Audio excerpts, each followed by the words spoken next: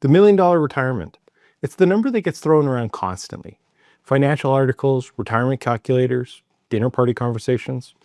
Everyone seems to agree that $1 million is the magic threshold for a comfortable retirement. But nobody tells you the part that actually matters. How many Canadians are actually hitting that number? And more importantly, does it even matter if you do? Hi, I'm Kate St. Hilaire, investment advisor at 160 Wealth. I spend my days helping Canadians navigate the shift from working and saving to living off of what they've built. Today, I want to show you something that might change how you think about retirement readiness. We'll look at what Canadian wealth data actually measures, why there's no single reliable answer to how many retirees have $1 million of investable assets, and what matters far more than reaching one arbitrary target.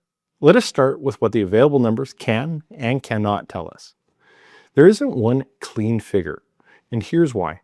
Retirement wealth rarely lives in one place. Canadian household wealth often extends well beyond ordinary investment accounts. It may include principal residence, registered savings, business equity, and the value of an employer pension. And Stats Canada's own mix of that data varies enormously, depending on household type, home ownership, and pension coverage.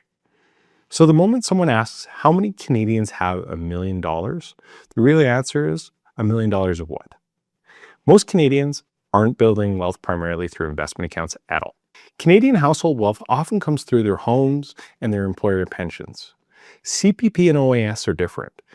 They're retirement income sources rather than personal assets, but they can reduce how much spending has to come from the portfolio. Factor in home equity, and for a lot of homeowners approaching retirement, the picture shifts dramatically, though obviously that varies by market. When pension income, CPP, and OAS are included in the retirement income projection, the amount that needs to come from personal investments can look very different than headlines suggest. Here's the real problem with this whole conversation. That $1 million number was never handed down by any retirement authority anywhere. It's a memorable rule of thumb and nothing more. It may be useful as a rough conversation starter, but it isn't enough to determine whether or not a particular household is ready to retire. And this is exactly where most retirement advice falls apart. It fixates on the target instead of the thing that matters, which is whether your money can support your lifestyle. Let me walk you through two hypothetical scenarios that make this concrete. Two Canadians retiring the same year. The first one has $1.2 million saved, no pension, lives in Vancouver's, still carries a mortgage that isn't quite paid off, and wants $8,000 a month. The second has $600,000 saved, a modest defined benefit pension paying $3,000 a month, owns their home outright in a smaller city, and wants $5,000 a month. Here's where it gets counterintuitive. On paper, the first person is the retirement success story. They've hit the number that everyone's been chasing. But run the actual projections, and depending on their taxes, their pension terms, their investment mix, inflation, and how flexible their spending can be, the second person may have a stronger shot at sustaining their lifestyle all the way through. Not because more money is somehow bad. A bigger portfolio does buy more flexibility. That part's true. But a bigger balance alone doesn't make a plan sustainable. Fit does. Spending, taxes, pensions, housing, timeline, and risk all have to line up together. The account balance matters, but it cannot be evaluated in isolation. Now here's the part that should concern you if you've been chasing this target. Obsessing over one number tends to create two patterns I see constantly. One is premature celebration. Hitting $1 million and assuming you're set, without ever stress testing whether that amount fits your spending, your debt, and your timeline. A household can sit on $1 million portfolio and still be heading towards a real shortfall without having any idea. The other is unnecessary deprivation. People nowhere near $1 million assuming they simply can't retire comfortably, so they work years longer than they need to, or live in constant financial anxiety even though their plan is perfectly solid. Here's something that might surprise you. Some research on retirement spending almost shows the opposite of what people assume. Inflation-adjusted discretionary spending tends to decline for a lot of retirees as they age, not climb. The go-go years of early retirement, full of travel and activity, tend to shift into slower go years and then eventually no-go years. That's not universal. Later health and housing or care costs can often offset or even reverse that decline for some people. But it means a lot of those $1 million targets built on flat, straight line spending assumptions may be dramatically overshooting what someone needs, While for others facing real health or housing costs down the road, that same plan assumption might fall short instead. If you're watching this and wondering whether your own savings, whatever the number happens to be, can support the retirement you want, that's exactly the right question to be asking. And that's the analysis worth doing. If you'd like help running your specific numbers, there's a link in the description below to book a time with me at 160 Wealth. So if it's not about hitting a magic number, what determines readiness? Let me walk you through the framework I use with clients and that you can start using today. Start with your floor. Non-negotiable.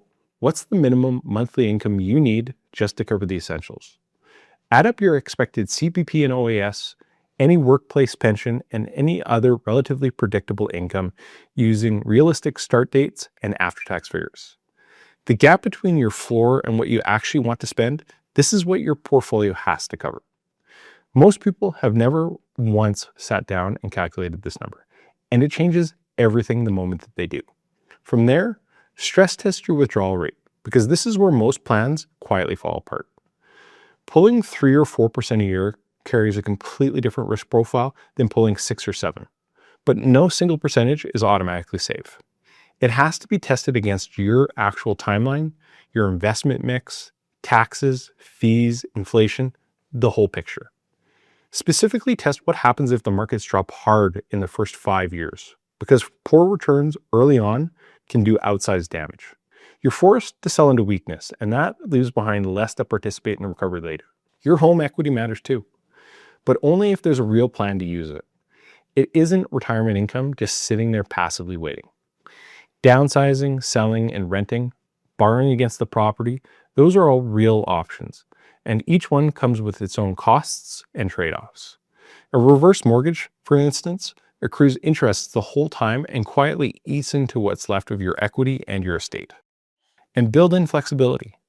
The retirees who tend to handle uncertainty the best aren't necessarily the ones with the biggest balance. They're the ones who can adjust spending when markets get rough, and that inflexibility improves resilience. It doesn't erase investment risk, or inflation risk, or the risk of simply living a long time. Nothing does. But it does give you real room to maneuver instead of just hoping that the plan holds. So here's the bottom line. The $1 million retirement threshold is a rule of thumb, not a standard. And on its own, it tells you almost nothing useful. A household may be able to retire comfortably without holding $1 million in liquid investments if spending is manageable and pension or government income covers a meaningful portion of its needs.